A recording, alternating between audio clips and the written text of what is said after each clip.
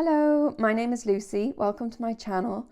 I share videos around the topic of long COVID, chronic fatigue syndrome, and mind-body approaches that helped me.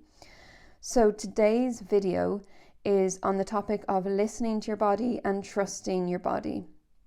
So just to begin with, I'm not a medical professional, so this isn't medical or mental health advice. This is just my experience and my thoughts on difficulties that I had during my journey and how I would manage those now looking back.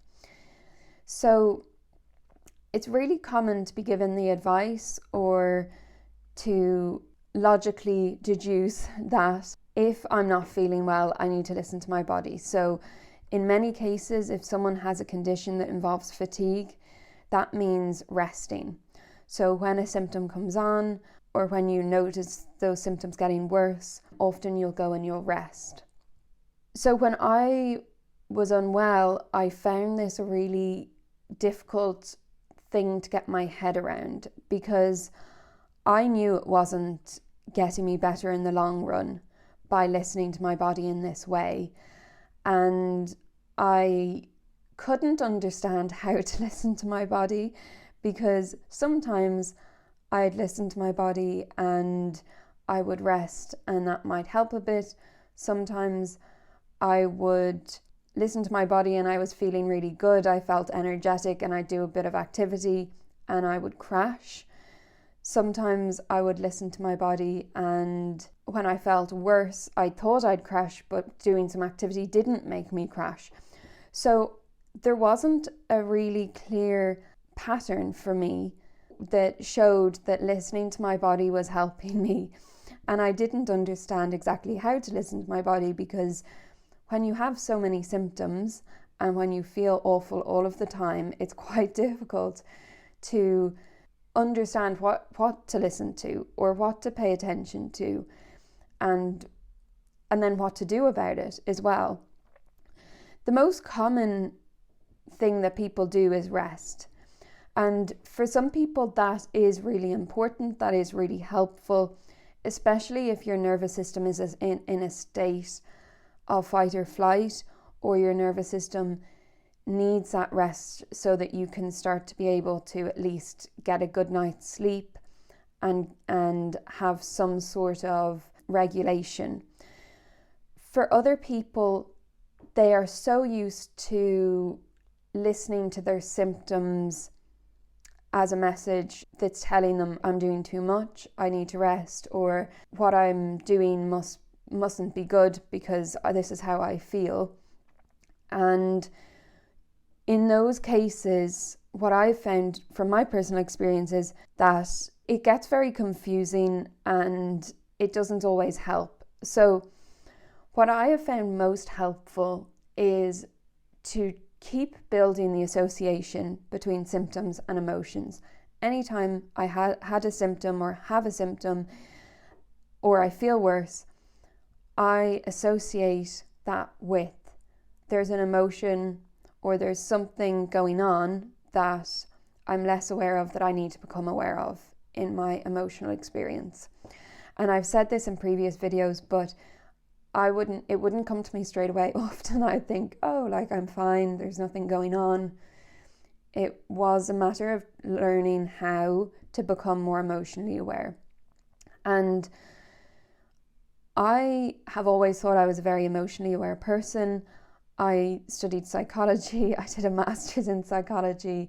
I have worked with people with anxiety and depression for years.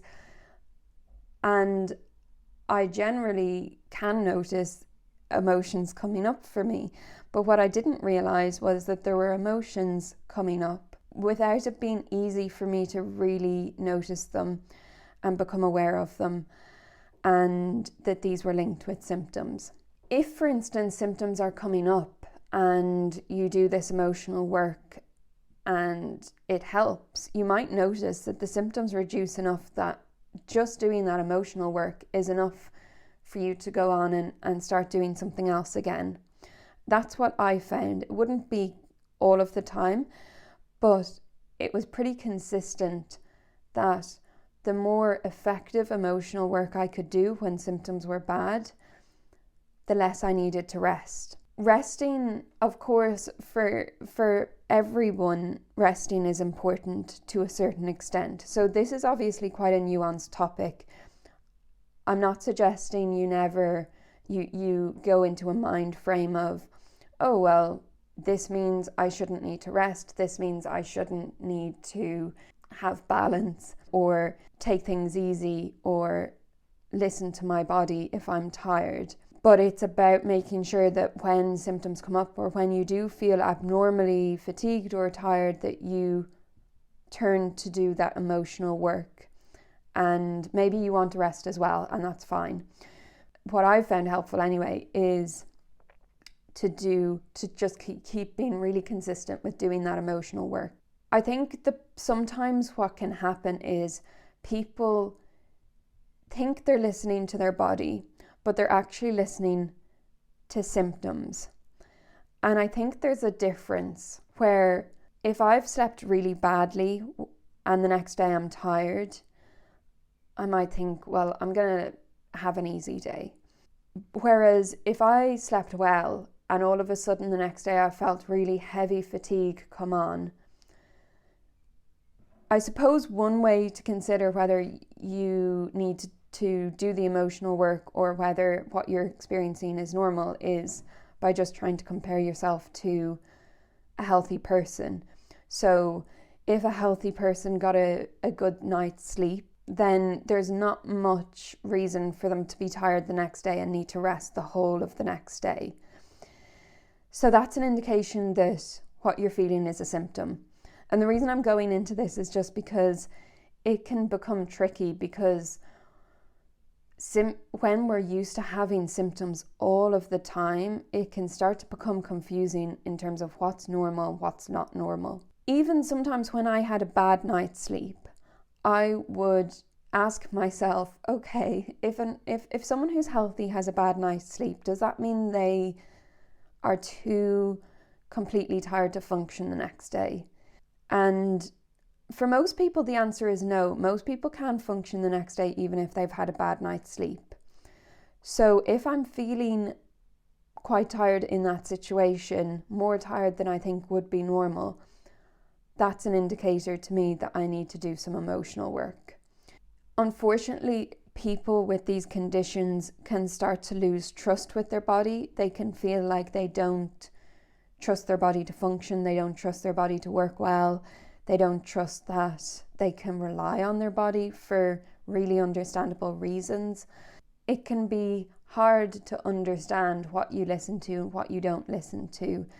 And I think with a mind-body approach, or following a TMS approach, which stands for Tension Myositis Syndrome, a term coined by Dr. John Sarno, some people think, okay, so if these symptoms are created by emotions or the brain, then I know that I can push through. And for some people this does work. I wouldn't necessarily recommend this approach. It doesn't always work well by just deciding, okay, I don't need to listen to any of these symptoms. I think the approach that I have found most helpful is to pay attention as if there's a message that your body is trying to tell you, and that message might be emotional, or it might be that part of you needs to express something of some kind. So certain thoughts, certain emotions, certain feelings.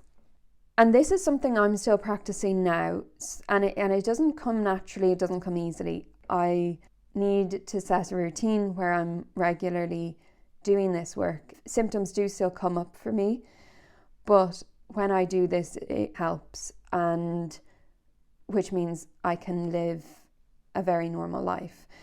So I think one of the main messages that I'm trying to get across is that with fatigue that's caused by a mind-body condition, you can sometimes think you're doing the right thing by listening to your body and resting, when actually it might be helping in the short term, but there's less chance that is helping in the long term.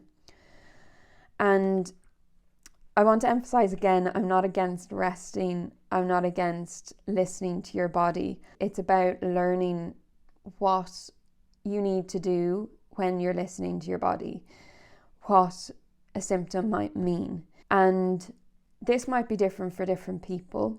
I can only share my own experience and what I've read from this type of mind-body research around pain.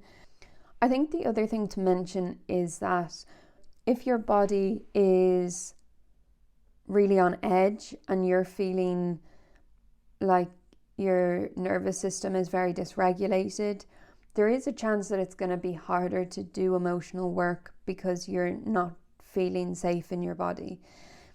And there's also a chance that it's something you're not used to doing. You might think that you do it, but you might be subconsciously or unconsciously avoiding being with emotions.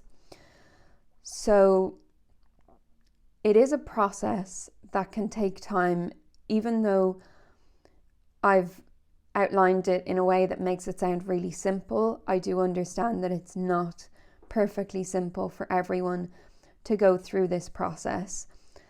And for anyone who is trying to do emotional work and is struggling to get in contact with exactly how they're feeling, I would suggest trying to consider how safe you feel in your body and whether that's something you can work on in terms of doing meditations or exercises, visualizations, where you can focus on parts of your body that do feel safe and do feel settled and grounded. Even just asking yourself that question could be helpful. How safe do I feel in my body? Does it feel okay to pay attention to my body? Because sometimes it can be very difficult with symptoms to pay attention to the body because it's so unpleasant to experience them. And also for some people, before they got unwell, they lived a very busy life where they didn't take much time to rest. They didn't take much time to sit and be with themselves. So it might be something that doesn't feel natural, doesn't feel easy to do. So to summarize, I suppose just become curious about how you're listening to your body, and when you listen to your body, what that means, what you do as a result of the message that you're getting. So I hope this made sense. If you have any questions, put them in the comments below. And if you found it helpful, please like and subscribe. I have a private Facebook group for anyone who's interested in joining, who's not already a member. The link is in the description. And I will see you in the next video.